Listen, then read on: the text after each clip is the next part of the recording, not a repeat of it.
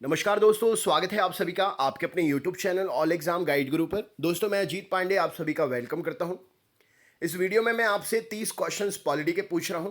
आपने मेहनत करी है, बीच में वीडियो बिल्कुल भी मत छोड़ना, क्योंकि आपने इतनी मेहनत करके रखी है कि आप इन सारे क्वेश्चंस को एक बार अच्छी तरीके से पढ़ेंगे तो सॉल्व कर सकते हैं। इससे आपका ही कॉन्फिडेंस बढ़ेगा। ये सभी क्वेश्चंस हर एग्जाम के लिए इंपॉर्टेंट हैं, तो अपने दोस्तों को अपने ग्रुप में ज़रूर शेयर कर दें। हर क्वेश्चन का आंसर देने के लिए आपके लिए 5 सेकंड का समय मिलेगा। सभी क्वेश्चंस जरूर आंसर करते जाइएगा और नोट करना है तो वीडियो को बीच में रोककर नोट भी कर सकते हैं। तो चलिए दोस्तों, शुरू करते हैं। आपकी मेहनत पर मुझे आपसे ज़्यादा विश्वास है कि आप पूरा अटेम्प्ट करोगे और अच्छे क्वेश्चंस सॉल्व करते हुए अच्छा स्कोर करोगे। तो शुरू करें। सबसे पहला प्रश्न ये रहा स्क्रीन पर। इससे पहले वाले वीडियोस की लिंक मैंने डिस्क्रिप्शन बॉक्स में दे दी है। लिंक पर क्लिक करके आप इससे पहले वाले वीडियोस जरूर देख लीजिएगा। सबसे पहला प्रश्न ये रहा स्क्रीन पर। संविधान के किस भाग को भारत का मैग्ना कार्टा कहा जाता है? बताइए।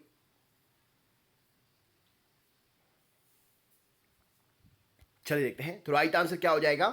ऑप्शन नंबर सी, भाग 3 को संविधान के भारत का मैग्ना कार्टा कहा जाता है। क्वेश्चन थोड़े से कठिन है तो घबराना मत, है ना। नेक्स्ट क्वेश्चन देखते हैं क्या पूछा गया है।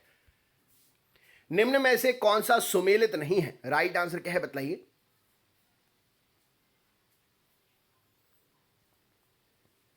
चलिए देखते हैं। तो राइट आंसर क्या हो जाएगा? ऑप्शन नंबर सी, धर्म की स्वतंत्रता का अधिकार। ऑप्शन नंबर सी यहां पर सही उत्तर हो जाएगा, जो कि अनुच्छेद 29 से 30 के बीच में है। ये सुमेलित नहीं है। नेक्स्ट क्वेश्चन देखते हैं क्या पूछा गया है। ये सारे क्वेश्चंस, इसमें कौन सा सुमेलित है, क्या कैसा है, हर क्वेश्चन सुबह 6 बजे वाली क्लास में बताऊंगा, तो आप सुबह 6 बजे लाइव क्लास में जरूर आ जाएगा। निम्न में से कौन सा गलत है? राइट आंसर क्या है बताइए। अभी तो मैं आपका टेस्ट ले रहा हूं, इसके बारे में डिस्कस करना है तो सुबह 6 बजे वाली लाइव क्लास में जरूर आ जाएं। निम्न में से कौन सा कथन गलत है? तो यहां पर राइट आंसर हो जाएगा ऑप्शन नंबर बी, संपत्ति का अधिकार अब मात्र एक नैतिक अधिकार रह गया है। यह चीज गलत है। राइट आंसर हो जाएगा, संपत्ति का अधिकार कानूनन अधिकार है। नेक्स्ट क्वेश्चन देखते हैं क्या पूछा गया है। निम्न में से कौन सा अधिकार संविधान के अनुच्छेद 19 में नहीं है? बताइए।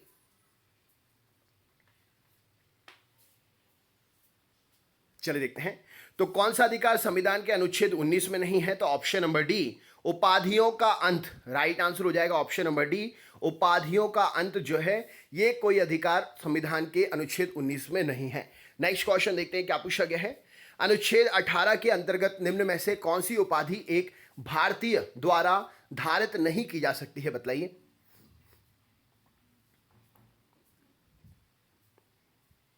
चलिए देखते हैं। तो राइट आंसर हो जाएगा ऑप्शन नंबर, दीवान बहादुर नाम की कोई भी हमारे भारत में सम्माननीय उपाधि नहीं मिलती है। बाकी पद्मश्री, पद्म भूषण, भारत रत्न, ये सभी उपाधियां भारत सरकार के द्वारा प्रदान की जाती हैं।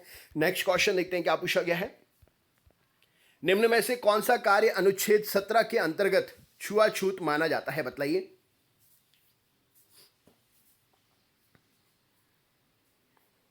चलिए देखते हैं। तो यहां पर सही उत्तर हो जाएगा ऑप्शन नंबर डी, उपर्युक्त सभी। तो धार्मिक दार्शनिक आधार पर छुआछूत को सही ठहराना, किसी व्यक्ति को सामान बिक्री या सेवाएं देने से रोकना, किसी व्यक्ति को सार्वजनिक स्थल पर प्रवेश से रोकना, तो ये सब अनुच्छेद 17 के अंतर्गत छुआछूत माने जाते हैं।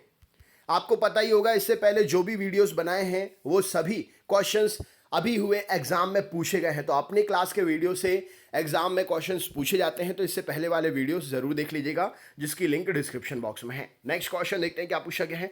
शिक्षा का अधिकार किस उम्र के बच्चों के लिए बनाया गया है? बताइए।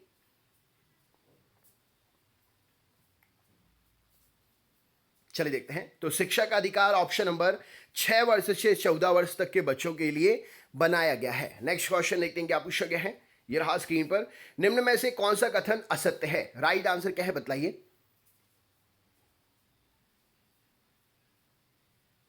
चलिए देखते हैं। तो इनमें से कौन सा कथन असत्य है? तो राइट आंसर हो जाएगा ऑप्शन नंबर बी, शिक्षा का अधिकार अधिनियम को 2008 में संसद ने पास किया था, यह कथन असत्य है। बाकी सब चीजें सत्य हैं। ठीक है। अनुच्छेद 21 का संबंध शिक्षा के अधिकार से है। 6 से 14 वर्ष तक के बच्चों को मुफ्त शिक्षा दी जाती है। शिक्षा का अधिकार अधिनियम 86वें संविधान संशोधन को पास करके बनाया गया था। ये सारी बातें सही हैं। नेक्स्ट क्वेश्चन देखते हैं क्या पूछा गया है। निम्न में से कौन से मूल अधिकार राष्ट्रीय आपातकाल के दौरान स्वतः समाप्त नहीं होते हैं? बताइए।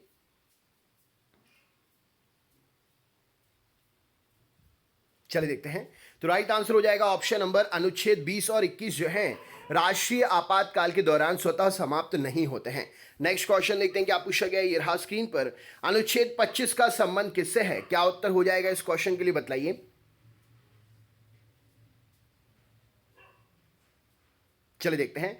तो अनुच्छेद 25 का संबंध धर्म की बुद्धि के लिए प्रयास की स्वतंत्रता, ऑप्शन नंबर धर्म की वृद्धि के लिए प्रयास की स्वतंत्रता से संबंधित है अनुच्छेद 25। नेक्स्ट क्वेश्चन देखते हैं क्या पूछा गया है।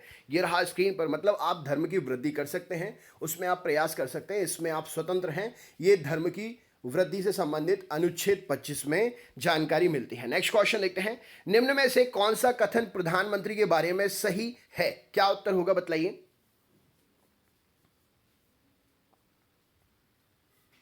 चलिए देखते हैं। तो प्रधानमंत्री के बारे में सही क्या है? तो ऑप्शन नंबर बी यहां पर सही उत्तर हो जाएगा।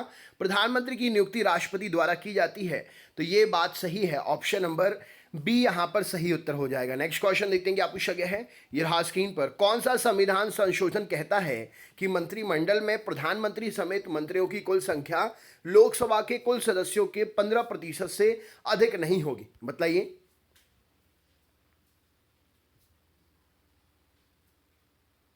चलिए देखते हैं। तो यहां पर राइट आंसर हो जाएगा 91वां संविधान संशोधन। ये कहता है कि मंत्रिमंडल में प्रधानमंत्री समेत मंत्रियों की कुल संख्या लोकसभा के कुल सदस्यों से 15% से अधिक नहीं होगी। ये सभी क्वेश्चन एमपीपीएससी यूपीपीएससी के लिए भी जो है इंपॉर्टेंट है, तो अपने उन सभी दोस्तों को भी शेयर कर दीजिएगा जो एमपीपीएससी की तैयारी कर रहे हैं। नेक्स्ट क्वेश्चन देखते हैं क्या पूछा गया है। निम्न में से कौन सा कथन मौलिक कर्तव्यों के बारे में गलत है? क्या उत्तर होगा इस क्वेश्चन के लिए?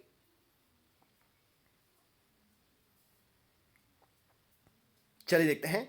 तो मौलिक कर्तव्यों के बारे में इनमें से गलत क्या है? तो ऑप्शन नंबर ए यहां पर सही उत्तर हो जाएगा। हमें गलत कथन चुनना है। तो 42वें संविधान संशोधन अधिनियम 1978 द्वारा हमारे वर्तमान संविधान के भाग 4 में मौलिक कर्तव्य शामिल किए गए थे, ये बात गलत है। बाकी सभी बातें सही है। वर्तमान अनुच्छेद 51A के तहत हमारे संविधान में 11 मौलिक कर्तव्य हैं। पर्यावरण की रक्षा करना प्रत्येक नागरिक का कर्तव्य है, बिल्कुल सही बात है। और 86वां संविधान संशोधन अधिनियम कानूनी रूप से 6 से 14 वर्ष के सभी बच्चों को मुफ्त और अनिवार्य शिक्षा का मौलिक अधिकार प्रदान करता है। तो ये तीनों बातें सही हैं। बाकी ऑप्शन नंबर ए गलत है। नेक्स्ट क्वेश्चन देखते हैं क्या पूछा गया है।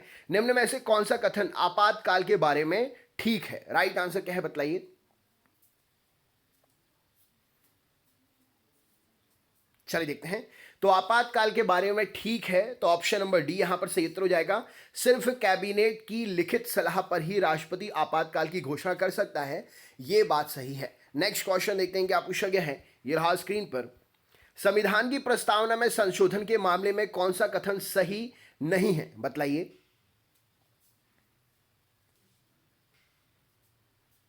चलिए देखते हैं। मैं जानता हूं कि 5 सेकंड बहुत कम है इतने बड़े क्वेश्चंस के लिए, लेकिन वीडियो ज़्यादा जल्दी कंप्लीट हो जाए। आपको अगर ज़्यादा टाइम चाहिए तो आप वीडियो को बीच में रोक सकते हो और फिर आंसर दे सकते हो, ठीक है। नहीं तो वीडियो ज़्यादा लंबा हो जाएगा, इसीलिए 5 सेकंड का समय रखा है। तो यहाँ पर सही उत्तर हो जाएगा ऑप्शन नंबर बी। तो संविधान की प्रस्तावना में संशोधन के मामले में कौन सा कथन सही नहीं है? तो अभी तक प्रस्तावना में परिवर्तन नहीं किया गया है, ये बात गलत है। कई बार परिवर्तन हो चुके हैं, जिसमें से एक क्वेश्चन मैं आपसे पूछ रहा हूँ, कौन सा संविधान संशोधन मिनी कॉन्स्टिट्यूशन कहलाता है? एक प्रकार से कहें तो उसके लिए आप समझ रहे होंगे मैं क्या पूछना चाह रहा हूँ। इसका आंसर अगर आप बता सकते तो बताइए। क्वेश्चन से ही क्वेश्चन बनाया मैंने और आपसे पूछ रहा हूँ, आपका ज्ञान चेक हो रहा है। तो अपना आंसर कमेंट बॉक्स में शेयर करिए। कौन सा मतलब संशोधन जो है मिनी कॉन्स्टिट्यूशन के नाम से भी जाना जाता है। यदि भारत के राष्ट्रपति का पद रिक्त हो जाए और कोई उपराष्ट्रपति भी ना हो, तो निम्न में से कौन कार्यवाहक राष्ट्रपति होगा? बतलाइए। चलिए देखते हैं। तो राइट आंसर क्या हो जाएगा? Option number D, supreme court का मुख्य न्यायाधीश। और ये एक बार हो चुका है। अगर आप जानते हैं कि कौन से वो न्यायाधीश थे जिन्होंने कार्यवाहक राष्ट्रपति का कहें तो पहली बार फर्ज निभाया था, तो उनका नाम क्या है जरूर शेयर करें। नेक्स्ट क्वेश्चन देखते हैं। भारतीय संसद के बारे में कौन सा कथन ठीक है? क्या उत्तर होगा, बतलाइए इस क्वेश्चन के लिए।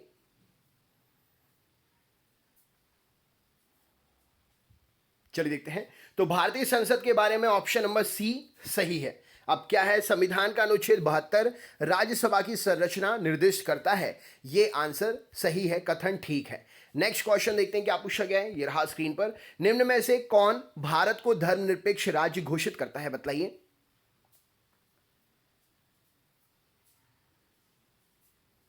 चलिए देखते हैं। तो भारत को धर्मनिरपेक्ष राज्य संविधान की प्रस्तावना घोषित करती है। ऑप्शन नंबर ए यहां पर सही उत्तर हो जाएगा। नेक्स्ट क्वेश्चन, राज्य वित्त आयोग के संबंध में कौन सी बात सही है, बतलाइए।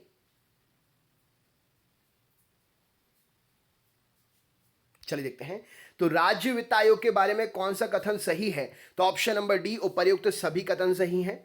अनुच्छेद 280 के तहत केंद्र के वित्त आयोग की तर्ज पर 1993 से भारत के सभी राज्यों में राज्य वित्त आयोग की स्थापना की गई। ये क्वेश्चन एग्जाम में पूछा जा सकता है। राज्य वित्त आयोग का उद्देश्य पंचायतों की वित्तीय स्थिति की समीक्षा करना है, तो ये भी प्रश्न इंपॉर्टेंट है। पंचायतों को कितने कर, शुल्क, टोल और फीस सौंपी जा सकती है, इसका निर्धारण करना राज्य वित्त आयोग, बिल्कुल सही। तो ये एग्जाम में अलग अलग क्वेश्चन भी पूछे जा सकते हैं, याद कर लीजिएगा।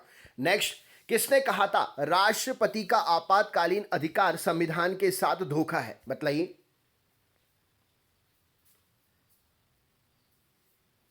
चलिए देखते हैं।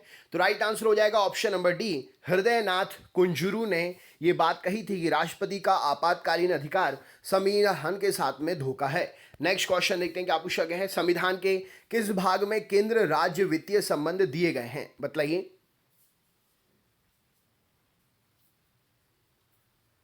चलिए देखते हैं। तो संविधान के ऑप्शन नंबर बी भाग 11 में केंद्र और राज्यों के वित्तीय संबंध दिए गए हैं। नेक्स्ट क्वेश्चन देखते हैं क्या पूछा गया है। शून्यकाल की संसदीय व्यवस्था किस देश की देन है।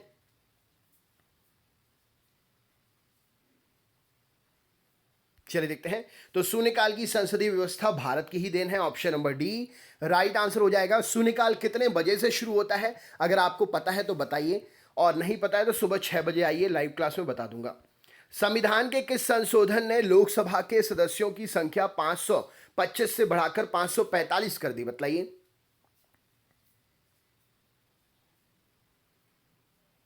चलिए देखते हैं। तो संविधान का ऑप्शन नंबर 31वां संशोधन जिसने लोकसभा के सदस्यों की संख्या 525 से बढ़ाकर 545 कर दी। नेक्स्ट क्वेश्चन देखते हैं क्या पूछा गया है। अल्पसंख्यकों की भाषा, लिपि और सांस्कृतिक का संरक्षण किस अनुच्छेद में है, बतलाइए।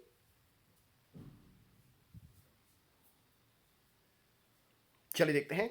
तो राइट आंसर हो जाएगा ऑप्शन नंबर सी 29 अनुच्छेद में है, मतलब 29वें अनुच्छेद में है।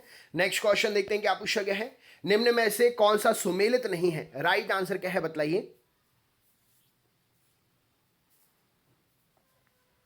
चलिए देखते हैं। तो राइट आंसर है मानव व्यापार एवं बालात श्रम पर रोक अनुच्छेद 24 के तहत ये सुमेलित नहीं है, बाकी सब सुमेलित हैं। कुछ मामले में हिरासत में लिए जाने एवं गिरफ्तारी के विरुद्ध संरक्षण अनुच्छेद 22 में दिया गया है। प्राथमिक शिक्षा का अधिकार अनुच्छेद 21A में है। सार्वजनिक रोजगार में अवसर की समानता अनुच्छेद 16 में है। ये सही है, बाकी ऑप्शन नंबर ए गलत है। नेक्स्ट क्वेश्चन देखते हैं क्या पूछा गया है। भारत की सरकारी भाषा संबंधी प्रावधान का संशोधन हो सकता है, कैसे।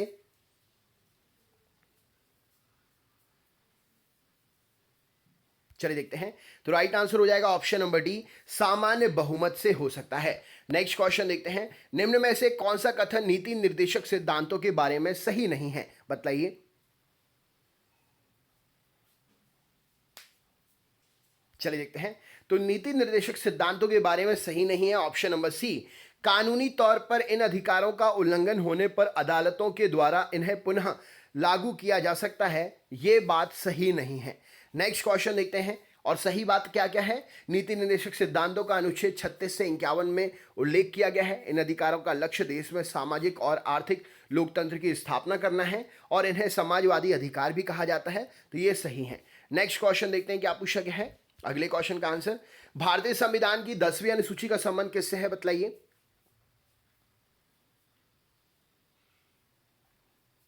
चलिए देखते हैं। तो भारतीय संविधान की 10वीं अनुसूची दल बदल विरोधी कानून से संबंधित है। नेक्स्ट क्वेश्चन देखते हैं क्या पूछा गया है। निम्न में से कौन संसद के दोनों सदनों में किसी भी सदन की कार्यवाही में भाग ले सकता है, बतलाइए। चलिए देखते हैं। तो राइट आंसर हो जाएगा महान्यायवादी, ऑप्शन नंबर डी इस क्वेश्चन के लिए सही उत्तर हो जाएगा। भारत का वर्तमान में अभी महान्यायवादी कौन है, कमेंट बॉक्स में उनका नाम शेयर करो। नेक्स्ट क्वेश्चन, 15वीं लोकसभा के अध्यक्ष कौन थे, बतलाइए। राइट आंसर क्या है।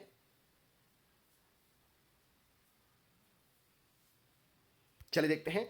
तो राइट आंसर हो जाएगा 15वीं लोकसभा के अध्यक्ष मीरा कुमार। राइट आंसर हो जाएगा ऑप्शन नंबर ए। और यहां पर मीरा कुमार, चरणजीत सिंह अटवाल, KR रहमान खान, अरुण जेटली।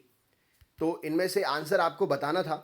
चलिए मैं आपके लिए टाइम दे रहा हूं, आप इसका आंसर शेयर करें। सपोज अगर मीरा कुमार आंसर मैं नहीं बताता तो आपका आंसर, ये तो चलो ठीक है, चलो ये क्वेश्चन ही नॉर्मलाइज कर देता हूं, ये क्वेश्चन ही हट गया, ठीक है। तो आपको ये बताना है इस क्वेश्चन के बदले यहाँ पर कि अभी वर्तमान में कौन सी लोकसभा चल रही है।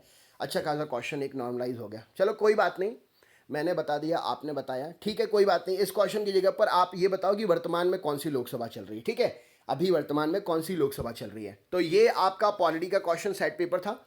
वीडियो को एक दो बार देखकर याद कर लीजिएगा, सारे क्वेश्चंस एग्जाम्स के लिए इंपॉर्टेंट हैं। यूपी PSC, MP PSC, इन सभी में पूछे गए क्वेश्चंस थे ये। SSC CGL, इन सबके क्वेश्चंस थे। क्वेश्चंस थोड़े बड़े थे, कठिन थे, उससे ही आप समझ गए होगे अगर समझदार हो गए तो। वीडियो को अपने दोस्तों के साथ ज़रूर शेयर कर देना। चैनल पर रोज़ सुबह 6 बजे GK GS की लाइव क्लास होती है, आप सभी आ सकते हैं, इन्वाइटेड हैं। और अपने दोस्तों को भी ज़रूर शेयर करें। चैनल पर नए हैं तो वीडियो को चैनल को सब्सक्राइब करने के साथ साथ वीडियो को लाइक ज़रूर करिएगा, हमारा भी आत्मविश्वास बढ़ता है लाइक आप करते हैं तो, और शेयर ज़रूर करिएगा। मिलते हैं नेक्स्ट वीडियो में, बहुत बहुत धन्यवाद। इससे पहले वाले वीडियोस देखने के लिए डिस्क्रिप्शन बॉक्स में लिंक दे दी है मैंने, लिंक पर क्लिक करके आप देख सकते हैं। चलिए मिलते हैं नेक्स्ट वीडियो में, नमस्कार।